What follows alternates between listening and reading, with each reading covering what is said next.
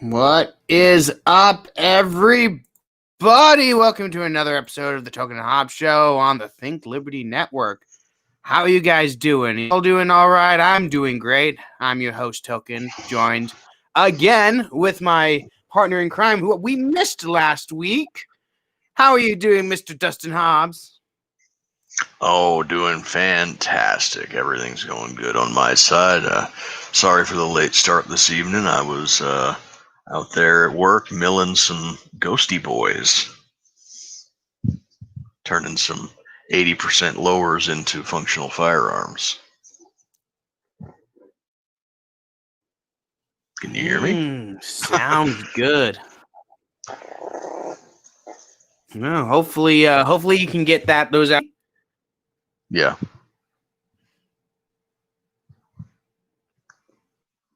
Hi. Hopefully you'll be able to get those firearms out to people who need it, because it appears that there is a shortage of firearms out there and a shortage of ammunition. People are quite nervous about the state of the world right now. Funny enough, almost like there's stuff going down, and it makes them very uncomfortable with the prospects of the future. So that's mainly what we're here to talk about tonight. So for those of you guys who've been living under a rock, a certain something happened this week that has got everybody losing their goddamn minds. And I mean everybody. Nobody has remained sane this week. And that is the death of Justice Ruth Bader Ginsburg. And the entire world has decided to react the absolute worst way they possibly can. Like, the tears falling from people's faces are just nonstop. You guys! I'm driving your The car, salt mines are experiencing died! the mother load at this moment. Could this year get any It's sad, but completely predictable what has been going on in this country. So Ruth Bader Ginsburg, as everybody knows, she has been a hero to the left ever since Donald Trump was elected, even before then. And the main reason is she's been playing this marathon game. She's been playing, can I survive the next 4 years? That was the game she was playing, and this close. That close. She was right there. I know. It's September. So I was. Yeah, go ahead.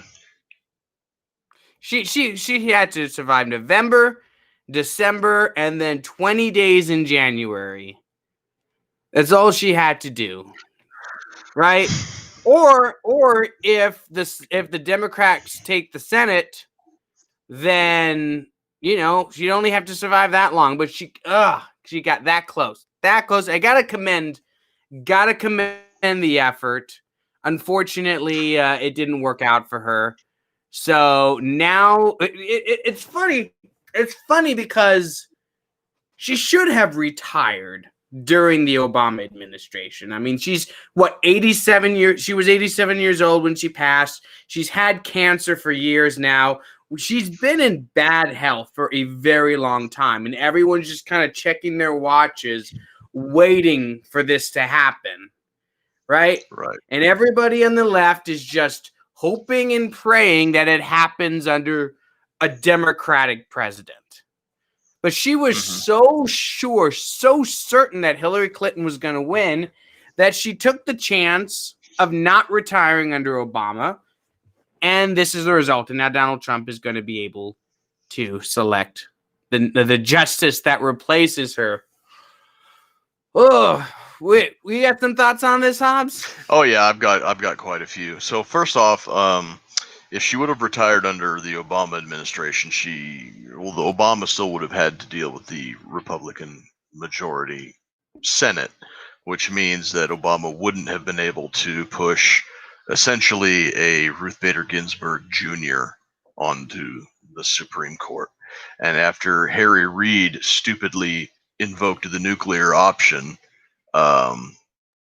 it would have had to have been a center-left, centrist, moderate justice, and that simply would not do to replace the notorious RBG on the Supreme Court. It would have to be an arch progressive to replace the arch progressive.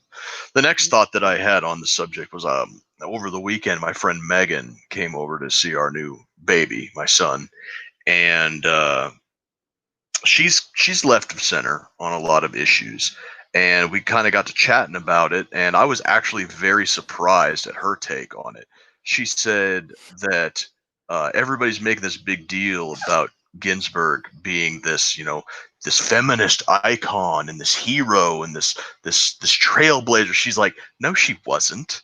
She was a bog stock leftist. She was just vocal about her views and let her views paint her decisions in the court. And I'm like, well, that is. And the thing about it is that that's the exact type of person that you do not want on the Supreme Court. Is the Supreme Court's job is to look at laws that are passed and brought up to challenge and see, do they square with the Constitution? Ginsburg was an activist judge. Her entire worldview and all of her opinions and her dissenting opinions, they were not framed in the frame of, does this square with the Constitution? Does this square with where I want to see this country go?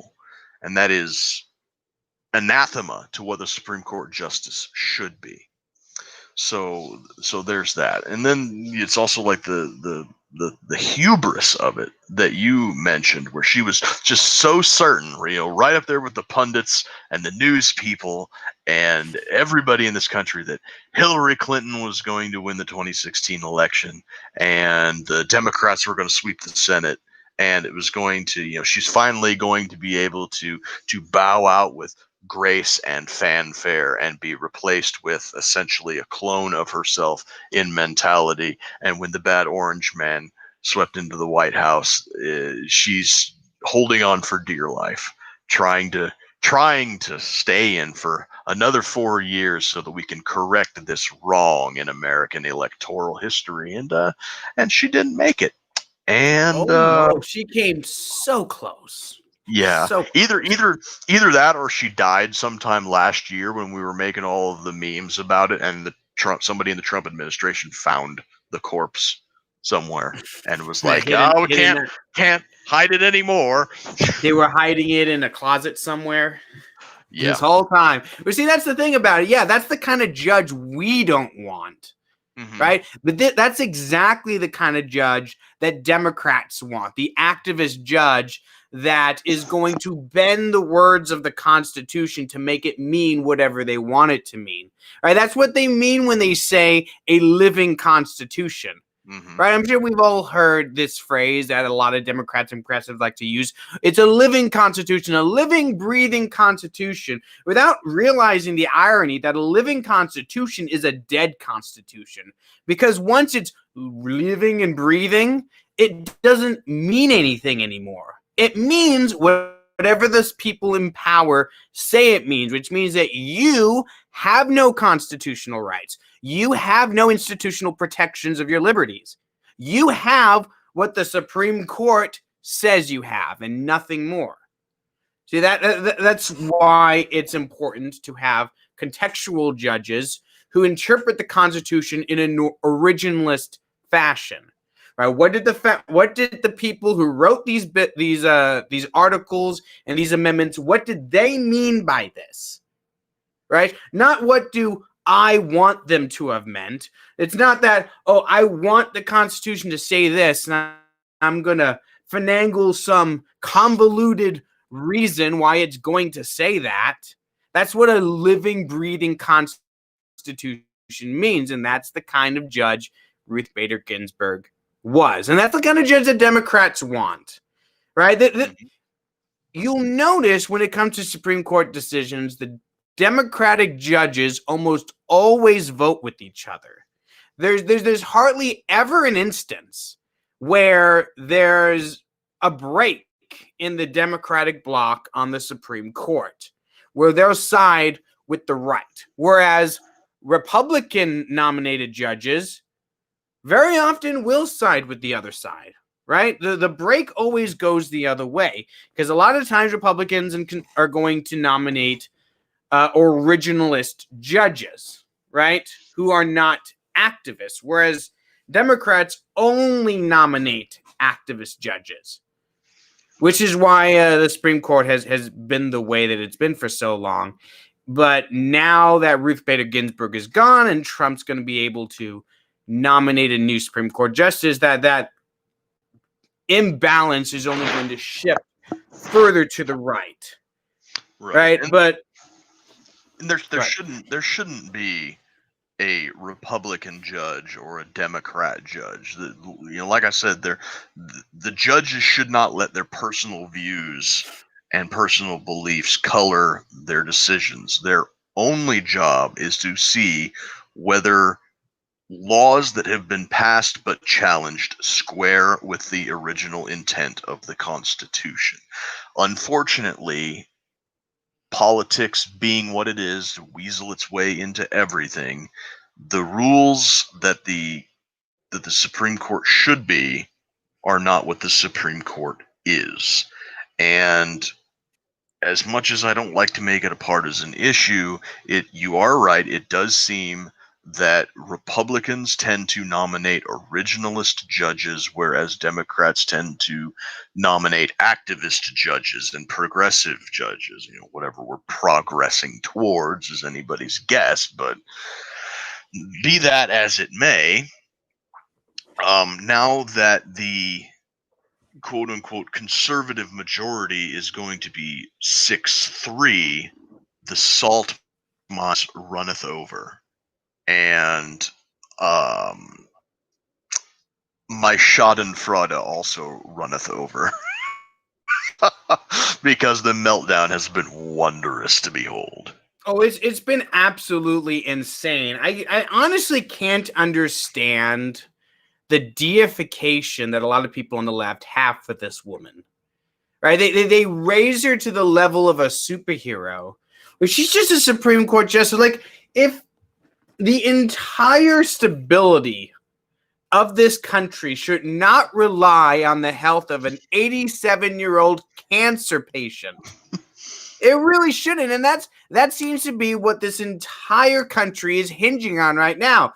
Like, the death of an 87-year-old cancer patient should not cause the constitutional crisis that this country is now facing. But because of the immense power that we have given to the federal government and the unchecked power given to the Supreme Court, that is exactly the situation we're facing now.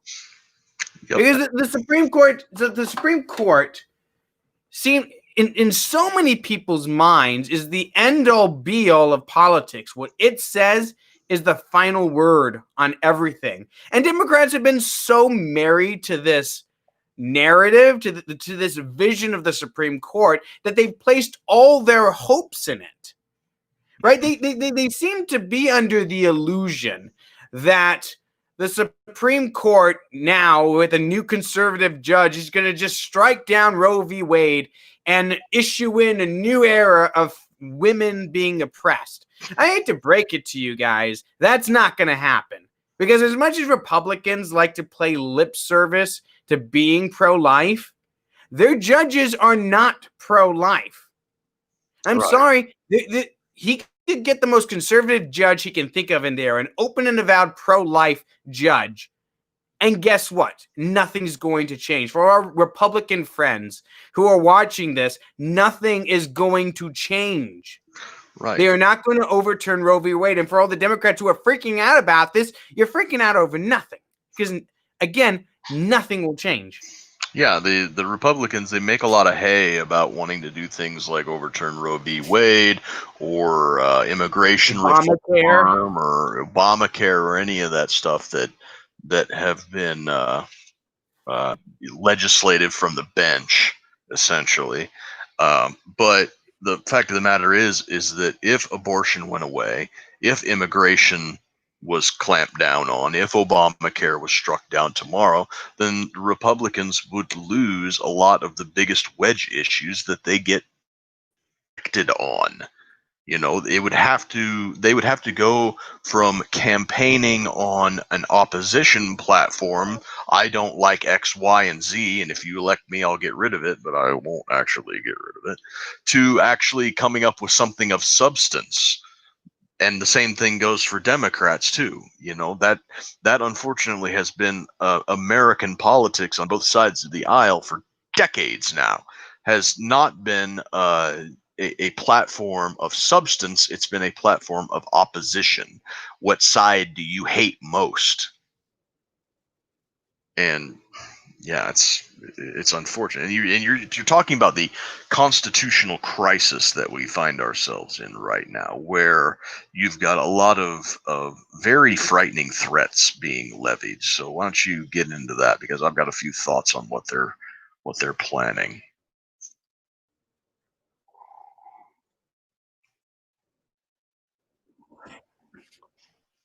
Out, they didn't confirm a judge in the last 3 months of a president's term. Personally, yeah, I think it is pretty hypocritical. I think Republicans, the case Republicans made 4 years ago about not confirming Garland should have been, we don't like this judge, we're not confirming him. End of story. That should have been it.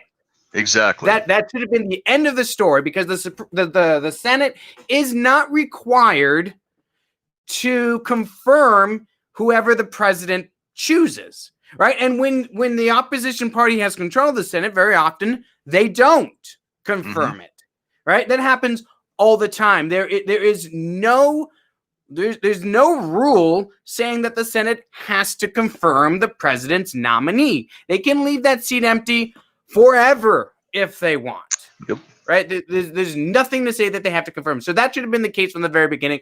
But Republicans are stupid, right? Let high-level Republicans like that. So they were making the case that this is all about democracy. We need to let the people decide. We need to leave this seat open so that the people can make their decision in November.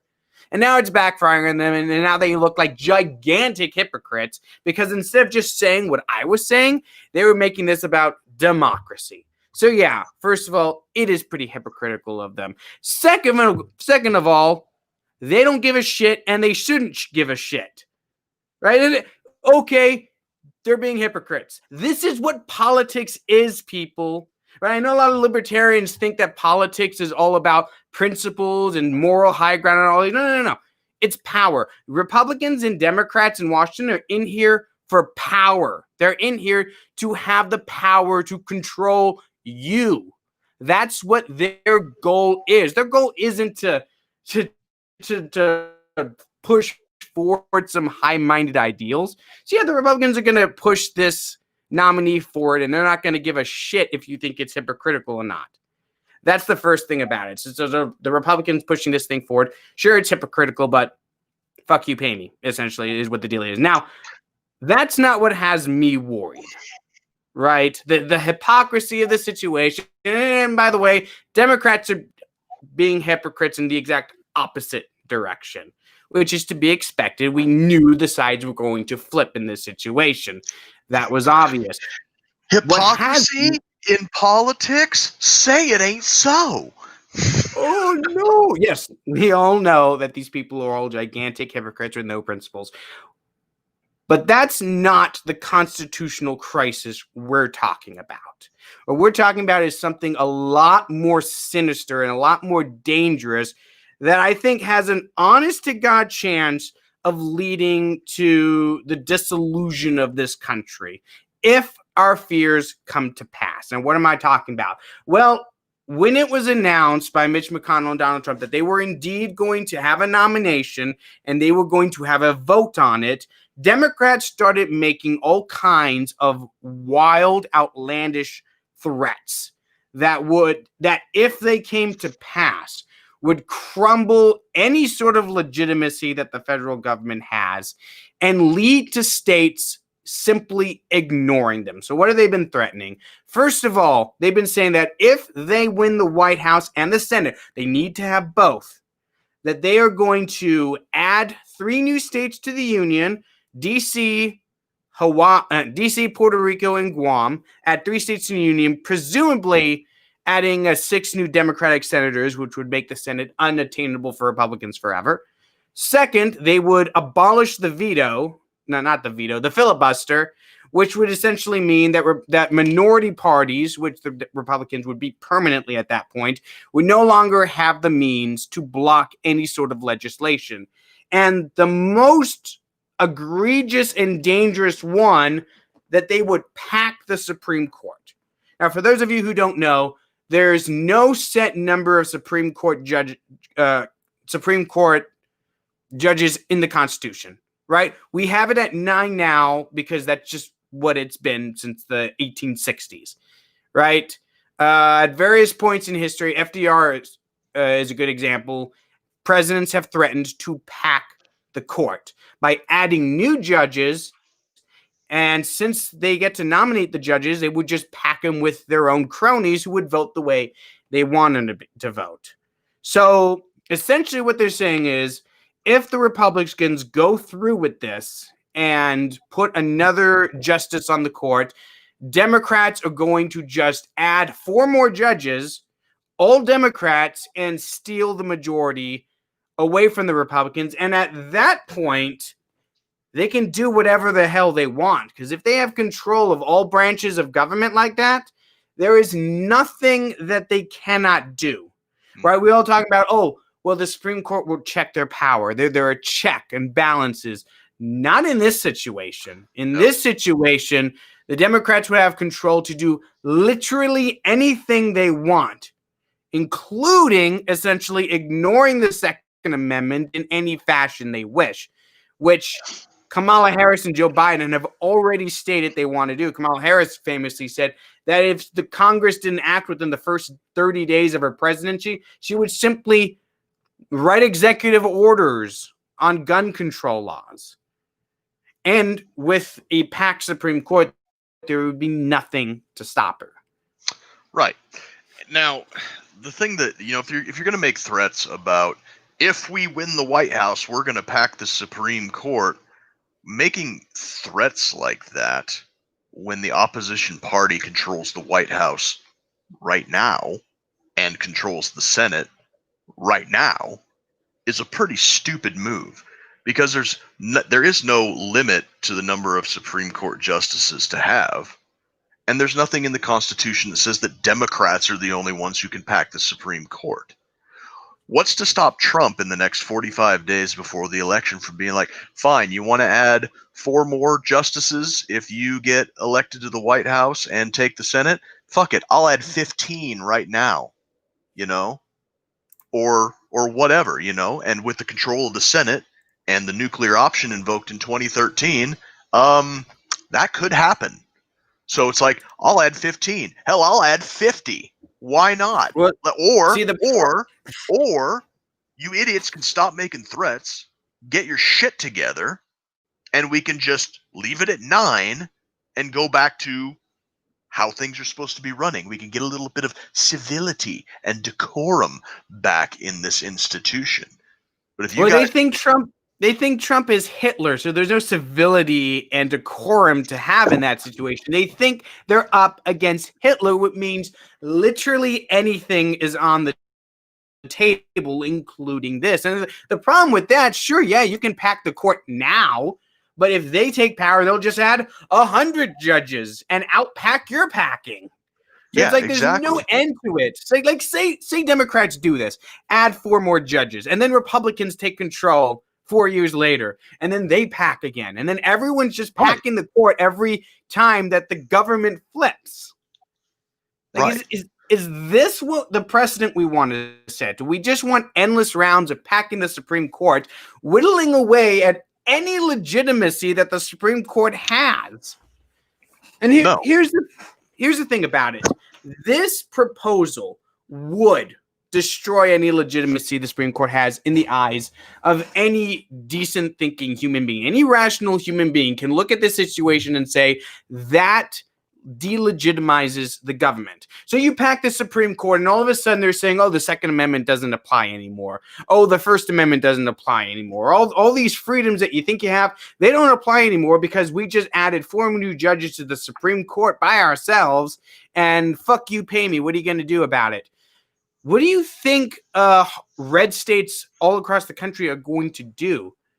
Right? If the Supreme Court is packed and they start rubber stamping anti-Second Amendment laws that the federal government passes, you think Texas is just going to lie on their back and take that? You think the South is going to do that? You think the Midwest is going to do that? All that's going to lead to is states ignoring Supreme Court mandates. They're going to completely ignore them. Nullification is going to be the norm at that point, which I'm all for. I love the idea of nullification. Hell, nullify everything. Look, what do you think all these states that are legalizing marijuana are doing? They're nullifying federal laws. They just don't call it that because they're afraid of that word. But what's going to happen if they're just en masse doing this and the Supreme Court has no power whatsoever? What do you think that Democrats who have complete control of the federal government are going to do when half the country refuses to obey their orders? This is the crisis that we're talking about. This is the nullification crisis that could very well lead to the dissolution of this country. Because once states refuse to acknowledge the legitimacy of the central government, there's no reason for these states to remain in the same country. Because at that point, Democrats have added 6 new senators to their rolls. They've packed the Supreme Court. The Republicans are never, ever going to have any political power at all at that point. And forget about libertarians or any other third party. You're going to have single party rules because they've gamed the system so much that no opposition is ever going to rise to any degree of prominence ever again. And it's just going to be rubber stamping and pushing through whatever the progressive agenda is from here into perpetuity or until the shooting starts, which it would. At that point, the Democratic Party would become a progressive party, and the Republican Party would become what the Democratic Party is now. You would have a massive political shift to the left, and you would have all these people in the middle of the country, all the people who grow your food, completely left in the dark. Like the whole country would be run by coastal elites in the Northeast and the left coast. Those would be the people in charge of the entire country forever and ever and ever, because they've stacked the deck so far in their favor. And there's no way that such a huge portion of this country is simply going to lay back and take that. Right? This is the kind of thing that civil wars are made out of. This is the sort of thing that leads to violence en masse. And we've seen Democrats calling for riots and we're going to burn this shit down if they nominate a new justice. Like, you blew your load, man. You've been doing that for months. Like, we already know you're going to riot. We already know you're going to burn shit down. What, you're just going to burn your cities down even more? Okay. Don't threaten me with a good time. Like, we already know this, dude. You see, was it Portland has been having, what, over 100 days of riots? Yep. Like, nonstop this entire time? Like, and listen. I have to wonder if these people are honestly think that they can win a civil war.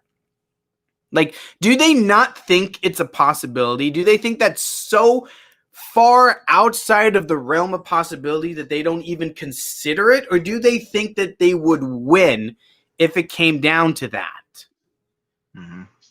Well, right now, the way that they've got their actions set up is mass gatherings, and they're using the shield of the mob, a group of non-violent people providing meat shields around groups of violent people. You've got these danger-haired feminists that are out front, and you got these weirdos behind them that are throwing bricks and rocks and Molotov cocktails. And the target of their attack can't see who's throwing or whatever to retaliate. So in the event of going from the sort of one-sided semi-covert violence that they're engaging in right now in places like Portland or whatever, to an outright hostility between both sides. Because right now, what they have going on is not only do they have the shield of the mob, but they've also counted on the decency of their targets and their reluctance to fire indiscriminately at innocents. Those are the meat shields up front.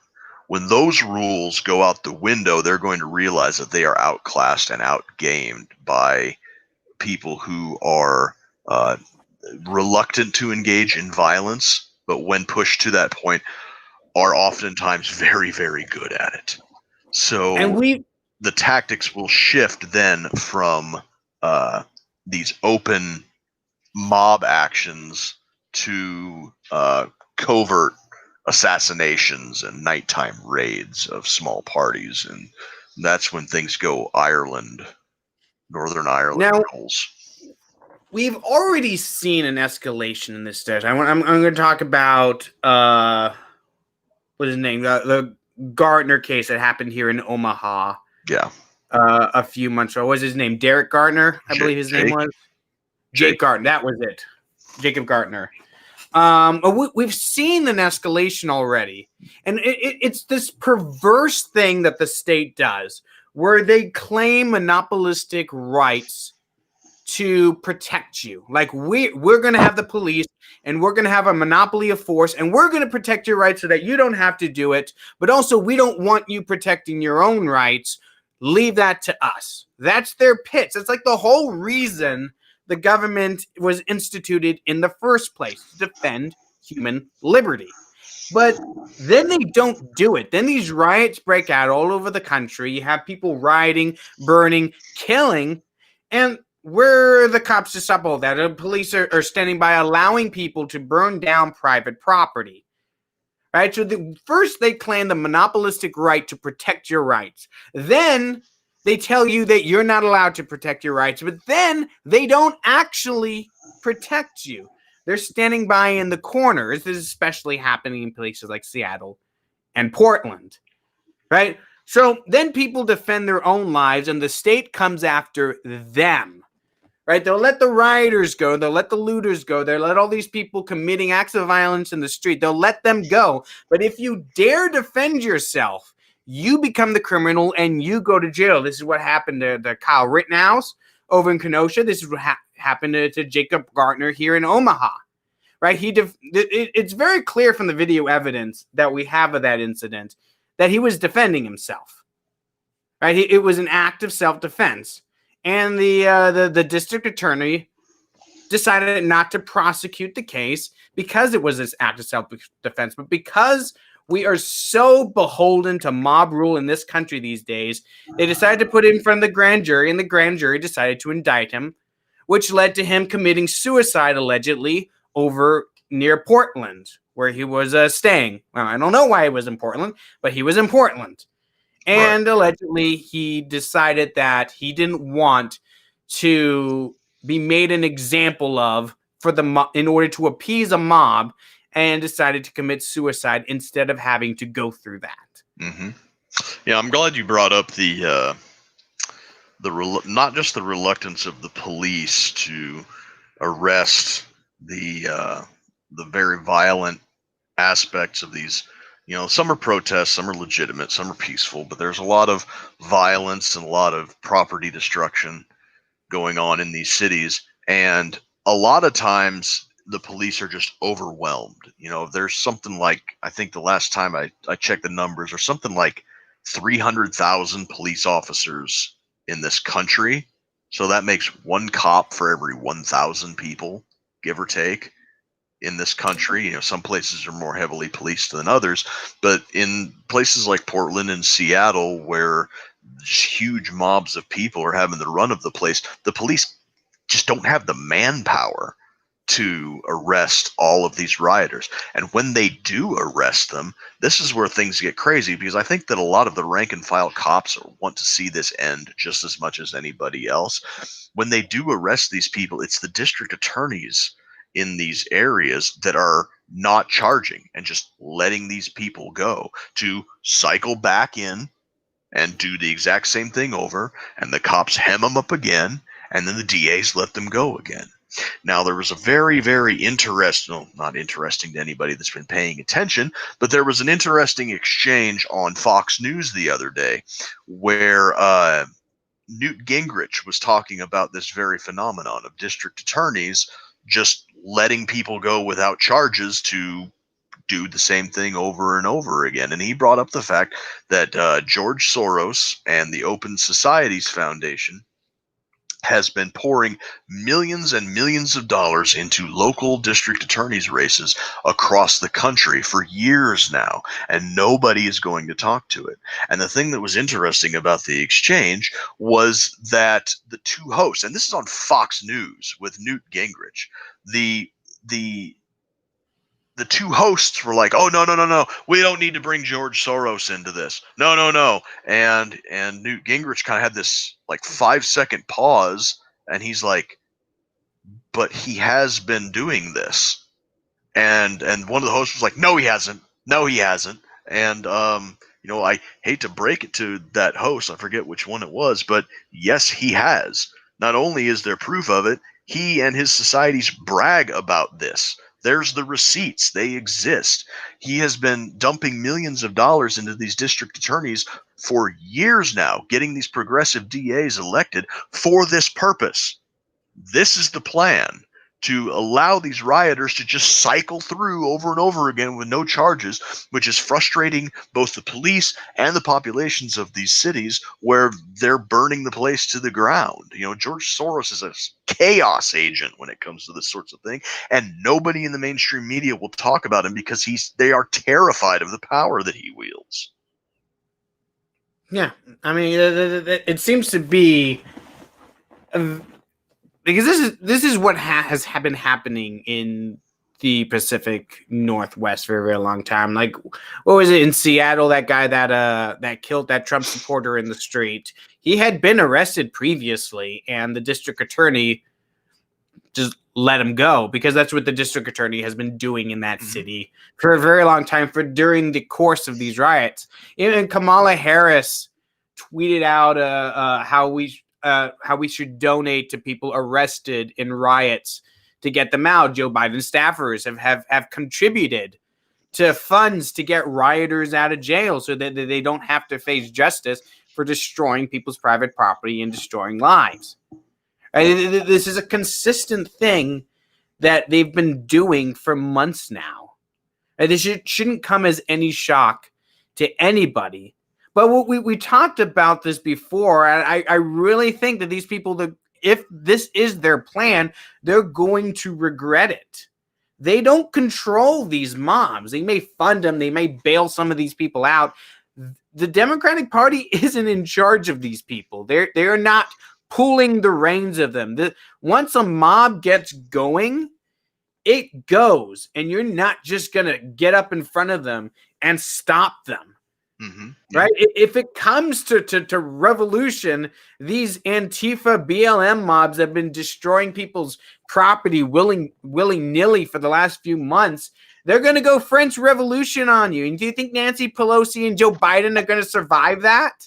No. No. No. By the end of the French Revolution, all the radicals at the beginning of it, like Marquis de Lafayette was a radical noble at the beginning of the French Revolution, and he was a conservative reactionary like 6 months into it. Right? All the radicals that started out were all dead, replaced by actual real life radicals by the end of it. Right. And that's when the heads started to roll. And Joe Biden's not going to survive that if it comes to that. Right. No, sir. And any of these Democrats that think that they're going to be able to appease and rein in these mobs, you need to look no further than what happened to Portland Mayor Ted Wheeler when he tried to get out there and solidarity with you guys, and they booed him off the stage. They called for his resignation. They attacked his apartment building so viciously that he ended up having to move.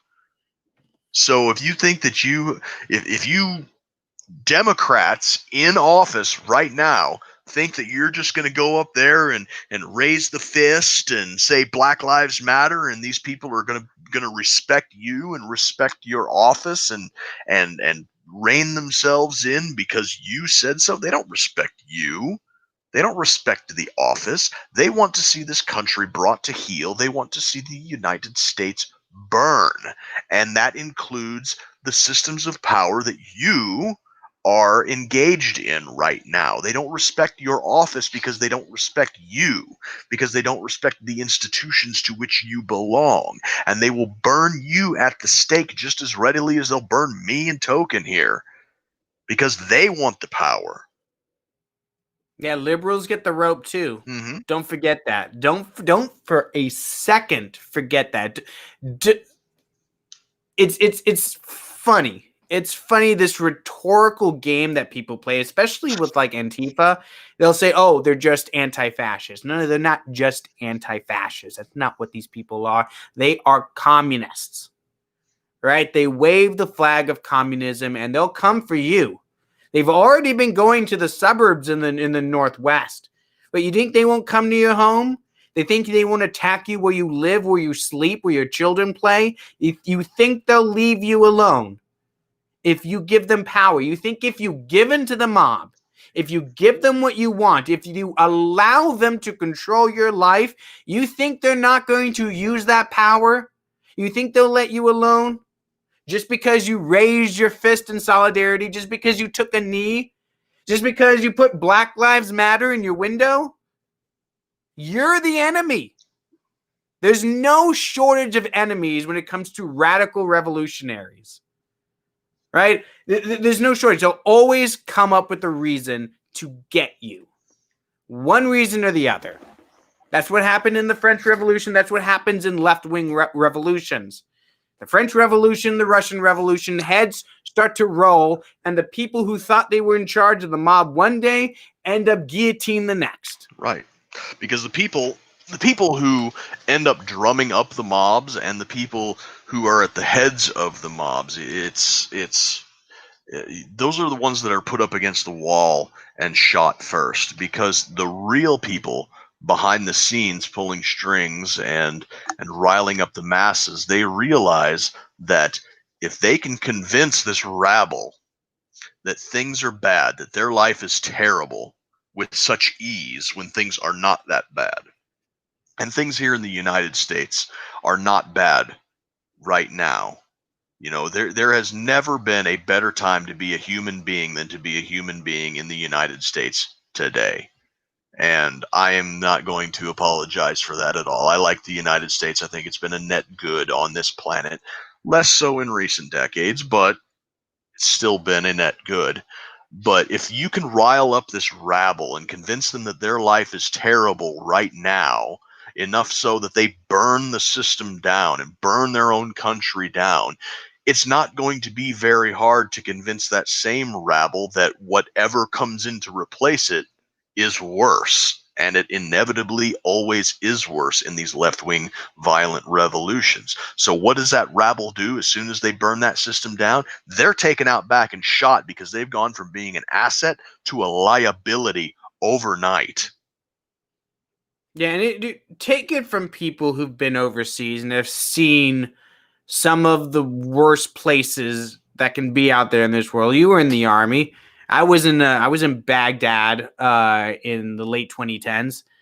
We both saw Iraq. We both know what it looks like. It doesn't look like the United States, right? What war does to a country can utterly devastate. It can send it back generations. Do not think for a second that just because you've enjoyed the peace and prosperity and stability of a first world country for your entire life, that it cannot all be taken away in an instant. It's very easy to destroy. It's very easy to knock a building down. It's very difficult to build one. Mm-hmm. What has taken centuries of work and dedication to create can be taken away like that. Right. In a single instant. Yes. This wonderful first world country that we enjoy, this prosperous, wonderful privilege that we have to live in this country, is an anomaly. The natural state of the world is conflict and suffering and death. And this can all go away in an instant. And it's like I've said before on this show and on my show, when Iraq gets blown up by us or by themselves, it sucks for Iraq. When Afghanistan gets blown up, it sucks for Afghanistan. If the United States blows up, it sucks for the whole world. And I don't want to be alive for that inevitability. Yeah, absolutely. And this is why I absolutely hate accelerationists. I hate the very idea. There's so many people out there that have such a hard-on for overthrowing the government that they have no legit plan for what comes next. They think that, the government's bad. And yes, you're right. The government is bad. The government destroys lives. The government takes your rights. But as bad as it is, it can always get so much worse, right? At least the country is stable. At least you're not going hungry. At least you don't have to worry about walking out your door and being shot by rival militias fighting over your block, right? This country does not look like Iraq or Afghanistan or Libya for a reason, right? As much as I want to see drastic change come to this country, I don't want that to come due to a civil war. That is the absolute last resort, right? The founding fathers did not resort to revolution right off the bat. They tried everything that they could to avoid that. They went out of their way to make sure that they didn't have to fight a violent revolution and risk the destruction of their beloved homes. But they were pushed too far. They were pushed to the point of needing to use violence to free themselves from tyranny. But you have to let yourself be pushed to that point first, because that is the last thing you want to do. The last thing you want to do is put innocent people at risk, right? Yes. If it comes to that, violence in defense of liberty is justified and necessary. The tree of liberty does occasionally need to be watered with the blood of patriots and tyrants. That is the case. But don't let that be your first resort. Do not let that be your second, third, fourth, fifth resort. That's the last thing you want. And we are headed towards that situation right now without even thinking about it, without even considering the consequences. Like, I don't think Democrats really understand what they are threatening to do, what their actions, if they gain the power to implement them and actually do, would cause.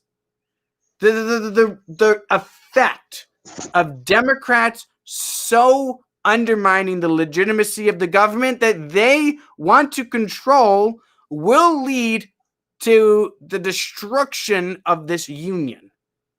Now, again, I have said before, and Hobbs has said before, that disillusion of this union is not necessarily the worst thing that can happen. Splitting up into 3 or 4 countries, probably not the worst thing in the world if it's peaceful, right? If it's done amicably, if it's done like the Soviet Union broke up, right? There was not a gigantic civil war between all the various states of the Soviet Union when they broke up. They all just went their own way and said, peace out. That's what we would want. We do not want balkanization. We do not want ethnic cleansing. We do not want civil war. We do not want destruction and death coming to the shores of the United States. That is something that we should want to avoid. And it scares me, the path that we seem to be headed on without even thinking about the consequences. Right. Logistically, a split up of the United States would be very tricky. Something I was talking with a guy at work yesterday about, it's, people think that like, oh, let's just split it up. Let's draw some new map lines. Bada bing, bada boom. 3, 4 new countries or whatever. But it's not. Simple. Yeah, it's not going to be that simple. We've got military assets all over the world. We've got $29 trillion in debt that's going to have to be repaid. We've got nuclear missiles across the entire continent. We've got just a ton of logistic stuff that would need to be worked out. Can it be done? Yes. Will it be painful? Absolutely. Will it necessitate a war? I hope not. But with that in mind, history has shown that the aggressor is almost universally the loser in any type of conflict throughout human history. And you were talking about the accelerationists, the people that are just, hell-bent for leather on let's violently overthrow the government. You are going to be viewed through the lens of history as the aggressor, and when you are inevitably stamped out by those who have a vested interest in keeping the government as it is, or at least in some functioning capacity, and by those concerned citizens who don't want to see a Northern Ireland situation pop off in their backyard, when you are inevitably stamped down for your accelerationist views, and rightfully so, you are going to be viewed from the lens of history as no better than a Bin Laden or any other violent political terrorist. And all your wax poetic about philosophy and liberty and the non-aggression principle is going to mean jack shit at that point. And you know what you've done at that point? You just delegitimize the entire libertarian philosophy forever. You will never see a libertarian world happen if acceleration is just blow their load and get fucking knocked down for it. Mm-hmm. Right? You'll never see it happen. You will never see liberty in your lifetime. Probably never again in this country. Right. Right. Do not be so quick to resort to violence. Do not be so quick to tear down the walls of civilization. You might regret it in the end. Do it if it's necessary, if there's no other option, if you're backed into a corner. That's when you fight back. But do not rush into it, because all this that we have, this country is a great country. It's a great place to live. And you can only truly appreciate that if you've been to places where it's not so great. Right? If you've been to Iraq, you know you don't want that here. And I'm sure there's a ton of military members all across this country who've been to places that I haven't been in, that you haven't been in, that look like absolute hell. Yep. And they don't want that here either. Yep. And the people that I've been hearing a lot from lately, not me personally, but I've been seeing their stories pop up, are the immigrants who come from places that aren't great. Like my friend Alex, who came from the former Soviet Union, people who have come from China, people who are escaping Hong Kong right now because they see the United States as the sole bastion of individual liberty, as as flawed as it is and as bad as we've gotten over the last few years. There is no United States after the United States. Once this country becomes like any other country. It doesn't matter if it's a first world country like the European countries or if it's a third world country like in the Middle East. Once the United States ceases to have that magic mixture that makes this country what it is, there is no place to run to. Which is why I think that when libertarians especially, but other people kind of poo-poo the idea or the argument of if you don't like it here, leave. In a way, it's an effective argument as long as you're talking about leaving the United States. Because if you think that the United States should be more like Sweden, then you go to Sweden. There's a Sweden for you to go to. If you think that the United States should be like England, then you go to England. There is an England for you to go to, or a France, or an Australia, or a Russia, or wherever it is. There is no other United States. We can't leave here to go to someplace else that's like this. And that's why we need to fight to keep this place as close to it was originally founded to get us back onto that road of constitutionality that made this country go from a wild, untamed frontier to the most powerful country in the history of humankind. And the solution is so obvious. The solution is right before our eyes. The solution to all this is federalism. There is no reason why the central government needs to have so much power over the states. There's no reason why legislatures from California should be telling people in Nebraska how they should live, and vice versa. Right? There's no reason for any of that. If this country had remained on a federalist path, all these arguments would be completely irrelevant. Right? Who sits on the Supreme Court? I don't care. Yeah. I live in Nebraska. What are they going to do? Oh, who's going to be the next senator from Arizona? Who gives a fuck?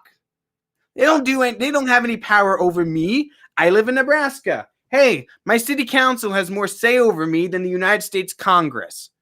That should be the way it is. Mm-hmm. That is the answer. That is the solution. Everyone can have their way and get what they want. Right? Government exists to make sure that if there's violations of your rights by your local government, they can step in and stop that.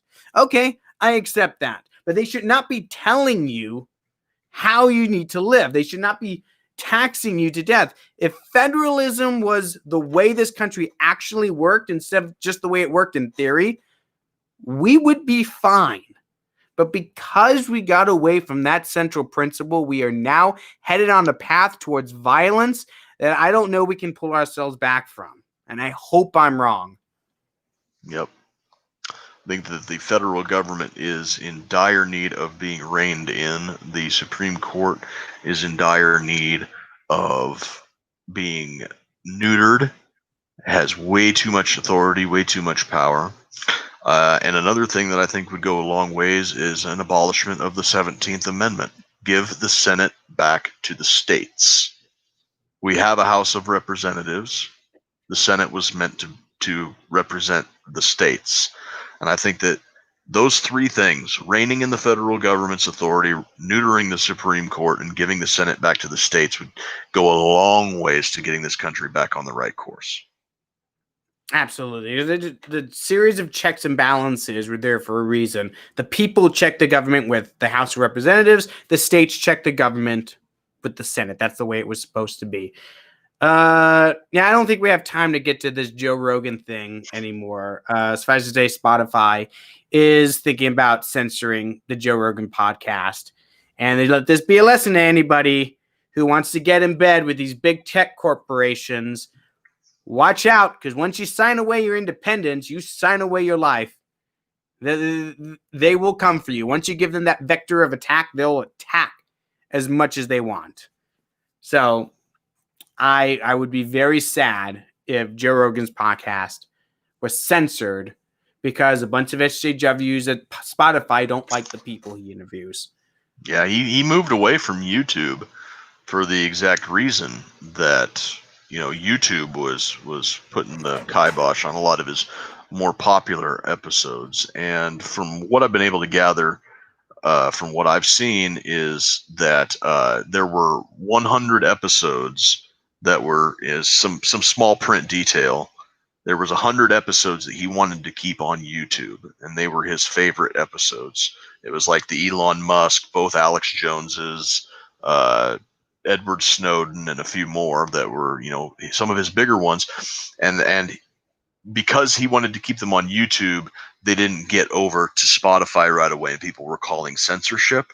Whether or not something new has come up in that, I'm not 100% sure, but I think it was all a little bit overblown. And Jim Henry down here says he says if we give an amendment back, does that not leave them all game? No. Look at prohibition. Alcohol prohibition was a constitutional amendment, and then another constitutional amendment was passed to repeal it. And I think that the Bill of Rights is pretty much sacrosanct. I don't think that, if you're worried about the Second Amendment getting repealed, the First Amendment getting repealed, I think the first 10, the Bill of Rights, those are pretty much off limits for repeal. Absolutely. So that's going to do for sure.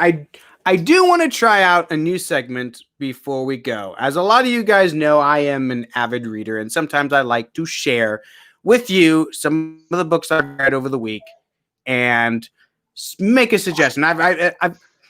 And this week I've been doing a lot of reading because, as you know, for my job, I listen to audiobooks in the car. So I've read 3 books this week, but I'm gonna highlight one that I think you, Hobbs, would probably enjoy. It's called Liberty 1784 by Robert Conroy, and I'll read you guys the book description. It goes, in 1781, George Washington's attempt to trap the British under Cornwallis at Yorktown ends catastrophically when the French fleet is destroyed in the Battle of the Capes. The revolution collapses and the British begin a bloody reign of terror. A group of rebels flees westwards to set up a colony near what is now Chicago. They call it Liberty. The British, looking to finish what they started, send a very large force under Burgoyne to destroy them. Burgoyne is desperate for redemption, and the Americans are equally desperate to survive. This is a alternate history book about the Revolutionary War, where George Washington and most of the Continental Congress, including John Adams and Thomas Jefferson, are all captured by the British. Most are sent to be slave laborers in Jamaica, where very first thing in the book, George Washington is executed at the Tower of London. And now the British are marching towards the last bastion of American liberty to stamp it out in the wilderness of Illinois. It's a very good book. I never read a book by Robert Conroy before. Apparently he has a lot of these alternate history books. Thing I love more about this, if you read books like these, they usually come in series. They usually come in 3s and 4s, and some authors, they don't know when to end their stories. They just fill endless numbers of books with stupid filler that you hate. This book, which is all about an alternate history where we lost the revolution, is one book, one single book, and he wraps up the whole story there. It's very good. It's great for alternate history fans, and I highly recommend it. It's one of my favorite books that I've read recently. So if you guys like alternate history, Liberty 1784 is a great book for you guys to check out. I bet you guys will love it as much as I did. All right. Anything else you want to say before we say goodnight? Yeah, that book sounds like it's pretty good. And the thing that I like about alternate history books like that is I like the ones where there is an element of plausibility to them. And that one sounds like it's something that could have happened. I don't like the alternate histories where it's like a time traveler goes back and gives Robert E. Lee a bunch of AK-47s or something like that. Or aliens invade in the middle of World War II. Yeah, stupid stuff like that. I'm not a big fan of. But alternate history that has the plausibility factor into it are usually very enjoyable, and they really get your head thinking about what could have been and how narrowly we avoided a potentially worse timeline. As far as our show this Friday, I think I've got Lyman Bishop lined up from Hoplite. He was supposed to be my guest on September the 11th, but unfortunately I had to postpone because my wife was giving birth to my son. So lazy. You're supposed to record in the hospital room. In the hospital room with my wife screaming, giving birth in the background. Yeah, no thanks. So I think we're gonna have Lyman Bishop this Friday. We're going to talk about his gubernatorial race in Montana. We're going to talk about some of the new stuff that he's got. He's got some cool stuff, and I'm going to float a couple of ideas for some products that maybe he'll run with it. I don't know yet. Can't wait. Jaylene asks, what was the book and author again? It's Liberty 1784 by Robert Conroy. Robert Conroy. Great book. Highly recommend it to anyone out there who enjoys alternate history. All right, that's it for us, everybody. I hope you enjoyed our show. We'll see you again next week at another episode of the Token and Hobbs Show. Oh, and remember, go to our website, roads2liberty.com, and buy some merchandise. We put a lot of work into putting this website up there. It would be awesome if you guys would go over there, buy a shirt, buy a mug,